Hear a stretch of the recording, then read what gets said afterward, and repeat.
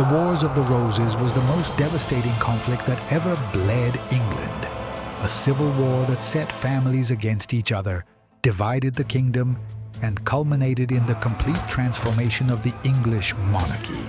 For more than 30 years, two branches of the same royal family, the House of Lancaster and the House of York, tore each other apart in an endless succession of battles, betrayals, and executions. It was a war that made no distinction between battlefield and throne room, where kings could be crowned and executed within months. This conflict represented far more than a simple dynastic dispute for England's throne. It was the confrontation between two different visions of how the kingdom should be governed, two interpretations of royal legitimacy, two networks of noble loyalties that had been building for generations. It was also the bloody end of the English medieval era and the violent birth of a new monarchy that would transform England into a European power.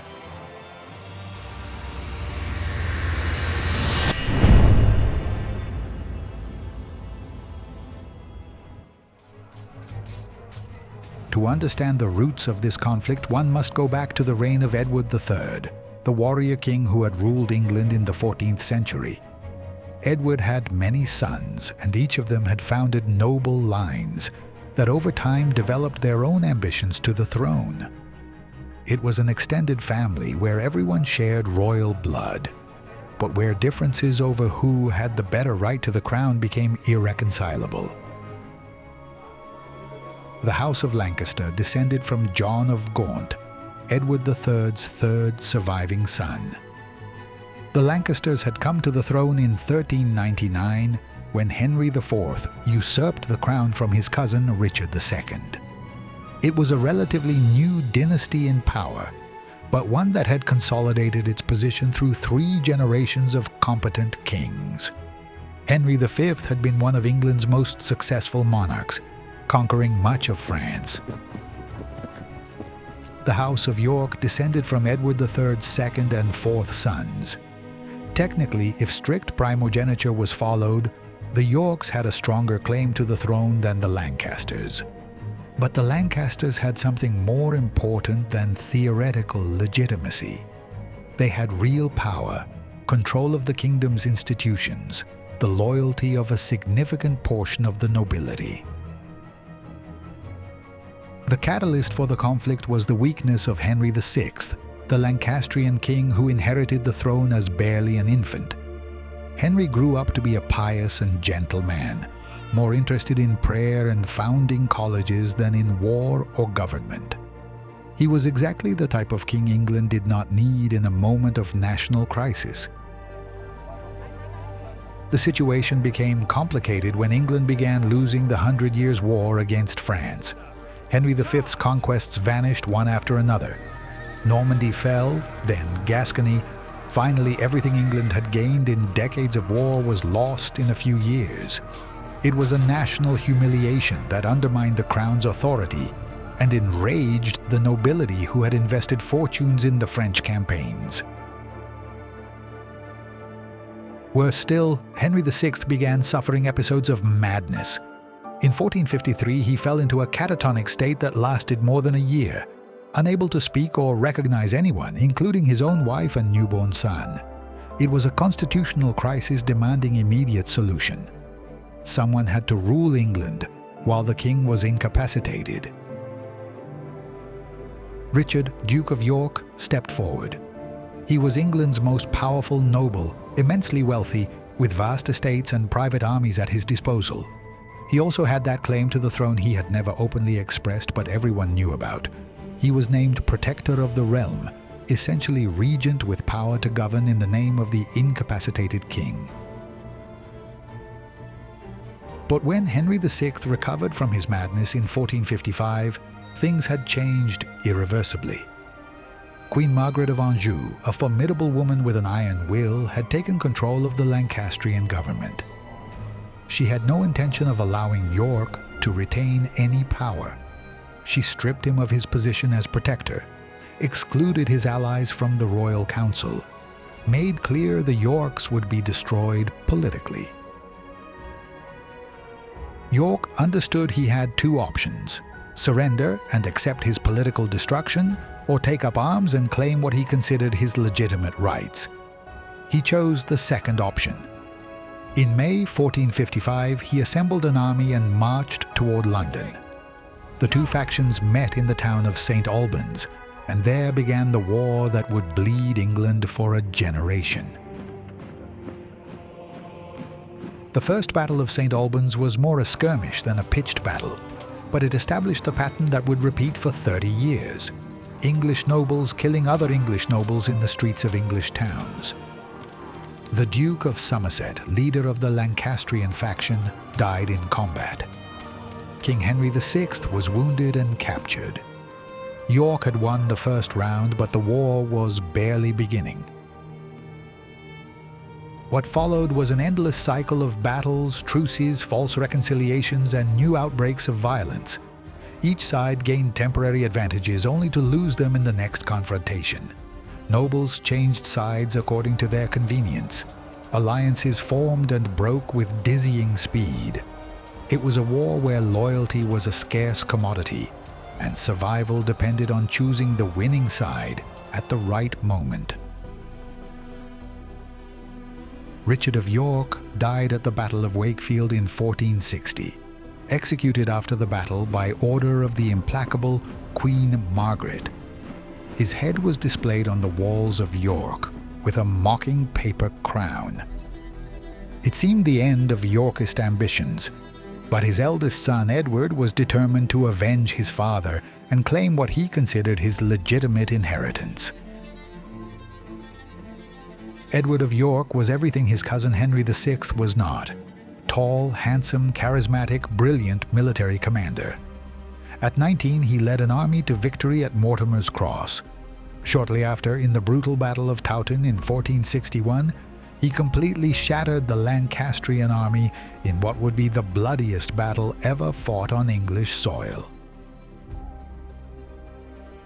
Towton was a slaughter that exceeded everything previously seen in English civil wars. It was fought during a snowstorm, with archers shooting arrows that the wind carried toward enemy lines. It lasted all day, with both sides committing and suffering atrocities. The snow turned red beneath the feet of dying men, and the screams of the wounded were swallowed by the howling wind. Bodies piled so high in some places that soldiers climbed over corpses to reach their enemies. When it finally ended, the field was covered with the dead. Historians estimate between 20,000 and 30,000 men died, an astonishing figure for medieval England. Towton's victory allowed Edward to proclaim himself king as Edward IV. Henry VI fled to Scotland with his wife and son. For the first time, the Yorks controlled England's throne. But the war was far from over. The Lancasters had loyal supporters in the north, had the support of Scotland and France, had the advantage of dynastic legitimacy many Englishmen still recognized. The following years saw constant tug-of-war. Henry VI was captured and imprisoned in the Tower of London. Queen Margaret continued the fight from exile, organizing invasions from France. The northern lords rebelled repeatedly. It was a war of attrition, consuming England's resources and causing incalculable suffering to the common population. The conflict became even more complicated when Richard Neville, Earl of Warwick, England's most powerful noble, and the man who had placed Edward IV on the throne, quarreled with the king.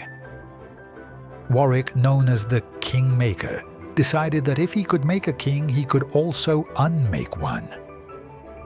In one of the most dramatic turns of the entire war, Warwick switched sides and allied with his former enemy, Queen Margaret. In 1470, Warwick invaded England with a Lancastrian army and briefly restored Henry VI to the throne. Edward IV had to flee to Burgundy. It seemed the Lancasters had finally won after years of struggle. But Edward was not a man to give up. He assembled an army on the continent and returned to England determined to reclaim his crown. The battles of Barnet and Tewkesbury in 1471 finally decided the conflict in favor of the Yorks. At Barnet, Warwick the Kingmaker died in combat, his body displayed in St. Paul's Cathedral to prove he was truly dead. At Tewkesbury, the last Lancastrian army was destroyed. Edward, Prince of Wales and Henry VI's only son, was killed after the battle. Shortly thereafter, Henry VI died mysteriously in the Tower of London, almost certainly murdered on Edward IV's orders. With Lancastrian leaders dead or in exile, Edward IV could finally rule in peace. The next 12 years saw a relatively stable England, with the Yorkist king consolidating his power and rebuilding the economy devastated by decades of civil war. It seemed the nightmare of the Two Roses had finally ended. But when Edward IV died suddenly in 1483, being barely 40 years old, the dynastic crisis erupted again. He left two young sons, Edward V aged 12 and Richard aged 9. His brother Richard, Duke of Gloucester, was named protector of the realm. What happened next remains one of the darkest mysteries in English history. Richard of Gloucester, acting with a speed suggesting prior planning, took control of his nephews. He lodged them in the Tower of London, supposedly for their protection. Then he proclaimed his brother's marriage had been invalid, making the princes bastards with no right to the throne. He crowned himself as Richard III. The speed and ruthlessness of his actions shocked even the hardened nobles who had survived 3 decades of civil war, men who thought they had seen every possible betrayal. The two princes disappeared from public view in the summer of 1483 and were never seen alive again. Their fate has been debated for centuries. The Tudor version, established afterward as official history, claims Richard had them murdered. Richard's defenders argue there is no definitive proof of his guilt. What is clear is that their disappearance created a legitimacy vacuum that would be exploited by the last Lancastrian pretender. Henry Tudor was an exile with a very weak claim to the throne, descendant from an illegitimate Lancastrian line. He had spent most of his life in France, waiting for an opportunity that seemed would never come. But Richard III's usurpation gave him that opportunity. Many nobles who had supported Edward IV felt betrayed by Richard and sought an alternative. In August 1485, Henry landed in Wales with a small army of French mercenaries and English exiles. Richard III marched from London with a much larger army to crush this invasion. The two armies met at Bosworth Field, in the heart of England. It was the battle that would finally decide who would rule the kingdom. The Battle of Bosworth Field was relatively small compared to great slaughters like Towton, but its historical importance was immense. Richard III personally led a cavalry charge against Henry Tudor, in a desperate attempt to end the battle by killing the rival pretender. But at the crucial moment, some of the nobles supposedly supporting Richard switched sides or refused to fight. Richard III died in combat, the last English king to die thus. His crown was found on the battlefield and placed on Henry Tudor's head, who became Henry VII. It was an appropriately dramatic ending for a war that had been defined by betrayals, shifting loyalties, and relentless violence. His body, stripped of armor and dignity, was slung over a horse and carried to Leicester, the final humiliation for a king who had seized power through cunning, but lost it through miscalculation. Henry VII consolidated his position by marrying Elizabeth of York, Edward IV's daughter. It was a symbolic union of the two rival houses, Lancaster's Red Rose merging with York's White Rose to create the Tudor Rose. But peace did not come immediately. There were several rebellions in the following years, including pretenders claiming to be the disappeared princes. The last battle of the Wars of the Roses was fought at Stoke Field in 1487, when Henry VII defeated a rebel army supported by Ireland and Burgundy. Only after this victory could the Civil War be considered truly over. England finally had stable government after more than 30 years of intermittent conflict. The consequences of the Wars of the Roses completely transformed England. The old feudal nobility had been devastated, with many of the great medieval families extinct or ruined. This allowed the Tudors to establish a more centralized and autocratic monarchy. The power of private nobles to maintain armies was severely restricted. England began its transformation toward a modern state. The war also had a profound impact on the English national psyche. The memory of decades of civil war, of nobles killing each other, of kings dethroned and executed, created a deep fear of civil disorder. This fear helped justify the absolute power of the Tudors and later the Stuarts. The English had seen where royal weakness led and did not want to repeat the experience. In military terms, the Wars of the Roses marked the transition between medieval warfare and early modern warfare. Battles combined traditional elements like heavy cavalry with innovations such as the growing use of artillery and firearms. Tactics evolved, fortifications had to adapt. The art of war gradually transformed. Culturally, the war left an indelible mark on English literature and imagination. Shakespeare immortalized it in his historical plays, creating the iconic images of Richard III as a hunchbacked villain and the innocent princes in the Tower. These representations, though historically questionable, shaped public perception of the events for centuries. The Wars of the Roses also demonstrated the dangers of the hereditary succession system when clear rules did not exist.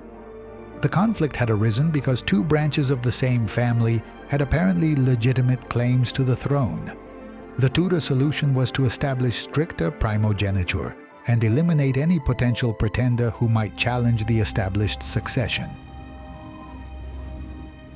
In the fields where the battles were fought, where red and white flowers eventually grew over the graves of the fallen, England's future had been decided. The war had been brutal, destructive, seemingly endless. But from its ashes emerged a transformed England, ready to become a European power under the Tudors, and eventually a global empire.